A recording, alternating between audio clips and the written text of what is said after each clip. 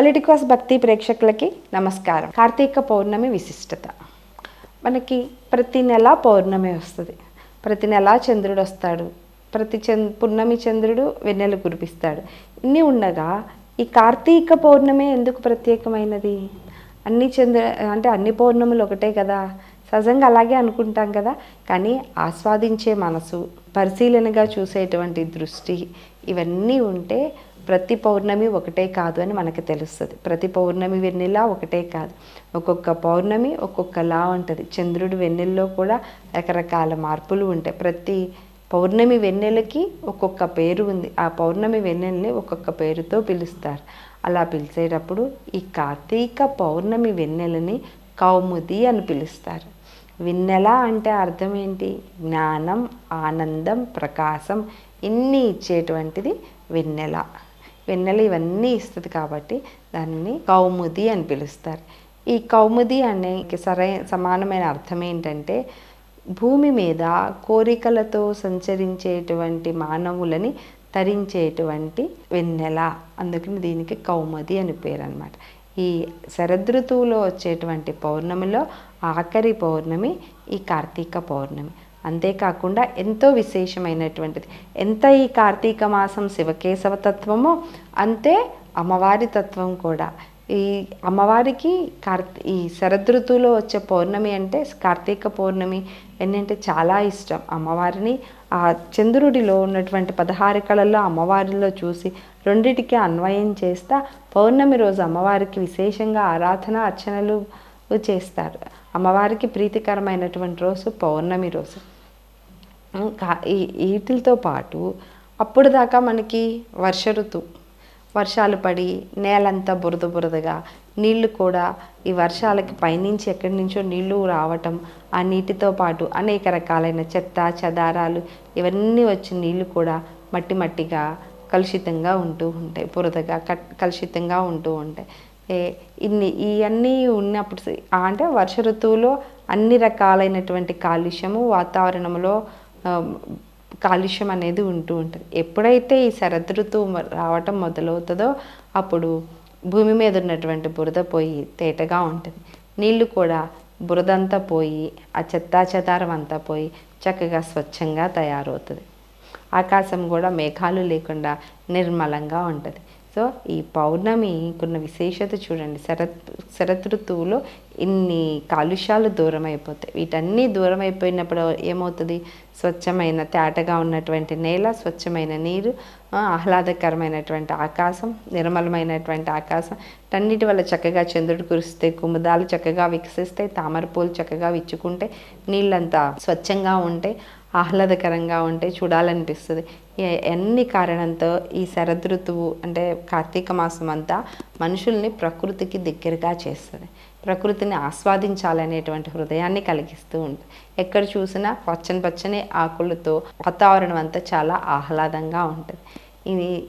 ఇది ఇంతే కాకుండా వాతావరణంలో ఇచ్చిన ఇంత మార్పు అంటే ఈ ప్రకృతిలో ఉన్నటువంటి ఆహ్లాదాన్ని అంతా ఏం చేస్తాం? చక్కగా మనసుతో స్వీకరిస్తాం, ఆహ్లాదిస్తాం, ఆనందిస్తాం.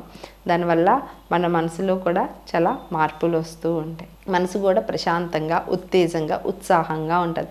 మనసు ఉత్సాహంగా, ఉత్తేజంగా ఉంటే మనిషి కూడా శారీరకంగా ఉత్సాహంగా, ఉత్తేజంగా ఉండి పనులను కూడా చాలా బాగా చేసుకోగలుగుతూ ఉంటాడు. దేనినైనా కూడా చక్కగా ఆస్వాదించగలుగుతూ ఉంటాడు. మనసు ఆనందంగా ఉంటే చేసే పనిని, చూసేదాన్ని దేన్నైనా ఆస్వాదించేటువంటి గుణం వస్తుంది. ఇవన్నీ కార్తీక పౌర్ణమికి, కార్తీక మాసంలో ఉన్నటువంటి విశేషత. దీనితో పాటు ఈ కార్తీక పౌర్ణమి రోజు స్త్రీలు ఇంకొక పని కూడా చేస్తారండి. సహజంగా ఇళ్ళల్లో పూజలన్నీ అంటే నిత్య పూజలు ఎక్కువగా మగవారే చేస్తూ ఉంటారు. దీపారాధన చేయటం కానివ్వండి. స్త్రీలు వాళ్ళకి సహాయ సహకారాలు అందిస్తూ ఉంటారు. స్త్రీకి కూడా అనిపిస్తూ ఉంటుంది, నేను కూడా ఎప్పుడన్నా దీపారాధన చేసుకుంటే బాగున్నాను. ఇంట్లో రోజు ఆయన చేసేస్తారు. ఒక్కొక్కసారి కొంతమందికి అవకాశం ఉంటుంది, అవకాశం ఉండదు.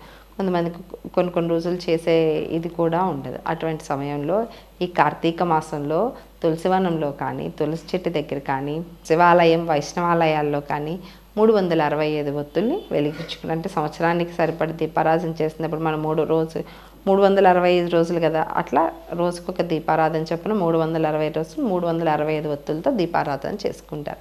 ఈ దీపారాధన చేసేటప్పుడు ఏం చేస్తారంటే, ఒక గిన్నెలో కానీ ప్లేట్లో పాలు, కాచిన పాలు కానీ పచ్చి పాలు కానీ తీసుకుని చంద్రకిరణాలు ఆ పాలు మీద పడేటట్లుగా పెట్టి అమ్మవారికి ఈ దీపాలతో అలంకారం చేసి, ఇంకా లలితా సహస్రనామ పారాయణం చదువుకుని ఆ పాలను నివేదించి తర్వాత ఆ పాలని ప్రసాదంగా స్వీకరిస్తారు. దీనిలో ఒక ఆంతర్యం ఉందండి. చంద్రుని కిరణాలు దాని మీద పడుతున్నాయి. చంద్రుడు మనసుకి కారకుడు. చంద్రుని యొక్క ప్రభావం ఎంత బాగుంటే మన మనసు కూడా అంత ప్రశాంతంగా నిర్మలంగా ఉంటుంది. ఆ చంద్రకిరణాలు పడినటువంటి ప్రసాదాన్ని తీసుకోవటం వల్ల మనసులో ఉన్నటువంటి అలజడులు, ఉద్రేకతలు అన్నీ ఉత్తేజాలు తగ్గిపోయి మనిషి ఉత్సాహంగా ఉత్తేజంగా తయారవుతాడు. ఆ ప్రత్యేకత కూడా కేవలం కార్తీక పౌర్ణమి వెన్నెలకు మాత్రమే ఉందన్నమాట. ఆ కార్తీక పౌర్ణమి చంద్రుడు ఇచ్చేటువంటి శక్తితో మన మనసులు కూడా ఎంతో ఆహ్లాదంగా మారుతాయి. అందుకనే ఆ కార్తీక పౌర్ణమి వెన్నెలలో శక్తిలో వచ్చినటువంటి ఆ పాలను స్వీకరించడం వల్ల మన శరీరము, మనసు పుష్టిగా అవుతాయి. ఇదే కాకుండా కార్తీక పౌర్ణమికి ఇంకా 3 పేర్లు ఉన్నాయి. కార్తీక పౌర్ణమిని కుమార దర్శనం అంటారు. మనం కనుక పంచాంగాల్లో కనుక శ్రద్ధగా చూస్తే కార్తీక పౌర్ణమి అని రాయరండి, ఆ రోజు కుమార దర్శనం అనే రాస్తారు. ఈరోజు విశేషత సహజంగా శివకేశవులను కానీ అమ్మవారిని కానీ మనం ఆరాధించే స్తోత్రమో, అర్చనలో, అభిషేకాలు ఇలా ఆ దేవుడికి ఏది ఇష్టమో వాటి ద్వారా ఇచ్చేయటం వల్ల దేవతలు ప్రసన్నం పొందుతాం.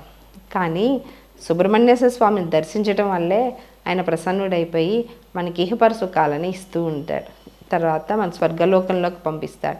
నరకానికి వెళ్ళేటువంటి పని ఉండదు. ఇలా అన్నీ చేస్తూ ఉంటే యమధర్మరాజు, అయ్యో ఆయన దర్శించితే ఈయన అందరినీ స్వర్గానికి పంపిస్తున్నాడు, పాపాత్మలు పాపం చేసినప్పుడు ఆ పాపాత్మలకి వాళ్ళు చేసిన తప్పుకి శిక్ష అనేది పడాలి కదా, భూలోకంలో పడకపోయినా ఇక్కడ నా లోకంలో ఎవరూ తప్పించుకోకూడదు, ధర్మం తప్పడు కదా ఆయన, అందుకని నా లోకంలో ఎవరికి శిక్ష పడకూడదని ఆలోచించుకుని శివుడి దగ్గరికి వెళ్ళి, స్వామి మీ అబ్బాయి చేస్తున్న పని పాలేదు, దానివల్ల ఎన్నో అంతరాలు ఆటంకాలు కలుగుతున్నాయి, లోకాలను రక్షించవలసిన బాధ్యత మీ అందరి మీద ఎంత ఉందో నాదే అంతే ఉంది, నేను ధర్మరక్షకుని కదా, తప్పు చేసిన వాడికి శిక్ష పడాలి, శిక్ష అనుభవించాలి కదా, అది లేకుండా అందరు స్వర్గానికి వస్తే ఎలా అని అంటే శివుడు చెప్తాడు, అలా కాదు, కార్తీక పౌర్ణమి రోజు ఎలా అయితే ఎవరైతే నా కుమారుని దర్శిస్తాడు అంటే ప్రతిష్ఠించిన రూపంలో కానీ స్వయంభూ రూపంలో కానీ వెలిసినటువంటి స్వామిని ఆ క్షేత్రాల్లో కానీ దేవాలయానికి కానీ వెళ్ళి ఎవరైతే నా కుమారుణ్ణి కార్తీక పౌర్ణమి రోజు దర్శిస్తారో అలా దర్శించిన వాళ్ళకి మాత్రమే స్వర్గం ప్రాప్తిస్తుంది.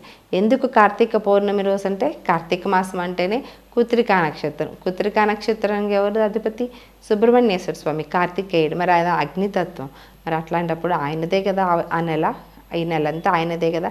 సో పౌర్ణమి రోజు కృత్తికా నక్షత్రం ఉంటే దానిని కార్తీక మాసం అని, కార్తీక పౌర్ణమి అంటారు. మరి ఆయనకు కూడా ఎంతో ఇష్టమైనటువంటి, కార్తికేయుడికి కూడా ఎంతో ఇష్టమైనటువంటి పౌర్ణమి కాబట్టి ఆ రోజు ఎవరైతే ఆయన్ని దర్శిస్తారో వారికి స్వర్గలోక ప్రాప్తి కలుగుతుంది. ఇంకా అంతేకాకుండా ఆయన జ్ఞానస్వరూపుడు కాబట్టి ఆయనను దర్శించడం వల్ల జ్ఞానము, అలాగే ఆయన అగ్నితత్వంతో కూడినటువంటి వాడు కాబట్టి అన్నీ ఆయనను దర్శిస్తే అన్ని దేవతల దర్శనం యొక్క పుణ్యం కూడా మనకి లభిస్తుంది. ఇది కార్తికేయ కుమార దర్శనం. ఇంకా కార్తీక పౌర్ణమికి ఉన్న ఇంకొక పేరు రాస పౌర్ణమి, అంటే రాసలీల. కృష్ణుడు క్షీరాబ్ది ద్వాదశి రోజు బృందావనానికి వచ్చి వాళ్ళ దగ్గర పూజాధికాలు అందుకుని భక్తి భావనతో వీరందరూ ఎప్పుడెప్పుడు కృష్ణుడు వస్తారా అని అక్కడ బృందావనంలో గోపికలు, రాధ వీళ్ళందరూ ఆయన కోసం ఎదురు చూస్తూ ఉంటే ఆయన ద్వారా సేవలు అన్నీ పొంది తర్వాత ఈ పౌర్ణమి రోజు రాధతో గోపికలతో కూడి ఆయన రాసలీలలు ఆడతారు. రాసలీలలు అంటే ఏదో తప్పుగా అనుకోకండి. లీల, భగవంతుడు ఏ పని చేసినా దాన్ని మనం లీల అంటాం. ఈ రాసలీల అనేటువంటిది, రాసం అనేటువంటిది నృత్యంలో ఒక రకమైనటువంటి నృత్యం. అనేక మంది కలిసి చేసేటువంటి నృత్యం అది. కృష్ణుడు మధ్యలో ఉండి చుట్టూ గోపికలు ఉండి ప్రతి ఒక్క గోపికతోనూ కృష్ణుడు నృత్యం చేసేటువంటిది. ఆ గోపికలు చేసేటువంటి నృత్యంలో కృష్ణుడి మీద అవాజ్యమైనటువంటి ప్రేమ, భక్తి తత్వం తప్పించి, ప్రేమ అంటే మరి వేరేగా మన ప్రేమ కాదండి, భక్తితో కూడినటువంటి ప్రేమ. కృష్ణుడు మావాడు, నాకే దేవుడు, నాకే సొంతం అనేటువంటి భావన, ఆ కృష్ణుడిలో లీనమైపోవాలని, మన కృష్ణుడు తప్పిస్తే ఇంకొకటి ఎవరు వాళ్ళకి అంగీకరించలేనటువంటి ప్రేమ, అంతటి కృష్ణతత్వం వాళ్ళలో నింపుకుని కృష్ణుడి మీద అవాచ్యమైన ప్రేమతో తదాత్మయంతో లోకాన్నే మర్చిపోయి కృష్ణుడి కోసం కృష్ణుడితో పాటు వాళ్ళు ఆడేటువంటి నృత్యం, దానినే రాసలీల, రాసక్రీడ అంటారు. దానివల్ల అంటే భక్తికి నవవిధ భక్తుల్లో ఇది కూడా ఒక రకమైన భక్తి. తపస్సులు, నియమనిష్టలు, కఠిన చర్యలు ఆచరించలేనటువంటి అందరికీ అది సాధ్యం కాదు కదా. సో ప్రేమపూర్వకమైన భక్తితో కూడా భగవంతుడిని చేరుకోవచ్చు అని చూపించేటువంటిదే ఈ రాసలీల, రాసపౌర్ణమి. ఇది పూర్తిగా ఆధ్యాత్మికతో కూడుకున్నటువంటిది ఆ భావన అన్నమాట. అసలు ఆ రాసలీల అనే భావనని కృష్ణుడు మధ్యలోని ప్రతి గోపికతో నృత్యం చేయటం అనే దాన్ని ఊహించుకుంటుంటేనే మన మనసుకి ఎంతో తెలియని ఆనందం, ఉత్సాహం వస్తూ ఉంటాయి. కృష్ణుడు ఆడినటువంటి ఈ రాసలీలలో అందరిలో ఉంటాడు, అందరితోనూ ఉంటాడు, కానీ ఎవరిని అంటాడు. ఆ విధంగా కృష్ణుడు తన తత్వాన్ని చూపిస్తూ అలాగే గోపికలు కూడా ప్రతి జీవిలోనూ ప్రతి ప్రాణిలో కృష్ణుడే ఉన్నాడు అన్న భావనతో తదాత్మయంతో వాళ్ళు చేసేటువంటి ఈ రాసక్రీడ పౌర్ణమి రోజు రాసలీల చాలా ముఖ్యమైనది, ఉత్కృష్టమైనది కాబట్టి దీన్ని రాస పౌర్ణిమ అని పిలుస్తారు. ఇక మూడోదికి వచ్చేటువంటి పేరు త్రిపుర పౌర్ణమి. కార్తికేయుడు యొక్క గొప్పతనం చెప్పుకున్నాం, పౌర్ణమికి కార్తికేయుడికున్న సంబంధం, అలాగే నారాయణుడికి కార్తీక పౌర్ణమికి ఉన్న సంబంధం చెప్పుకున్నాం. మూడవది శివుడికి ఉన్నటువంటి సంబంధం. శివకేశవ కార్తీకం అనేది శివకేశవ తత్వం కదా. అలాగే త్రిపురాసురుడు అనే రాక్షసుడు బ్రహ్మ నుంచి వరాలు పొంది ముగ్గురు అన్నదమ్ములు లోకాలని చిన్నాభిన్నం చేసేస్తూ ఉంటే శివుడు ఆ త్రిపురాసురుల్ని సంహరించిన రోజు ఈ పౌర్ణమి రోజు. అందుకనే ఈ కార్తీక పౌర్ణమిని త్రిపుర పౌర్ణమి అని కూడా పిలుస్తారు. ఈ పౌర్ణమి రోజు 365 ఒత్తులు శివాలయంలో కానీ వైష్ణవాలయంలో కానీ వెలిగించి స్వామిని దర్శనం చేసుకుని, ముఖ్యంగా కుమారస్వామిని దర్శనం చేసుకుని మన జీవితాలని మనల్ని తరింప చేసుకుని జీవితం ఆధ్యాత్మిక మార్గంలో నడిపించుకుందాం. సెలవు. Please subscribe to the channel and download the Politicos app from the links in the description.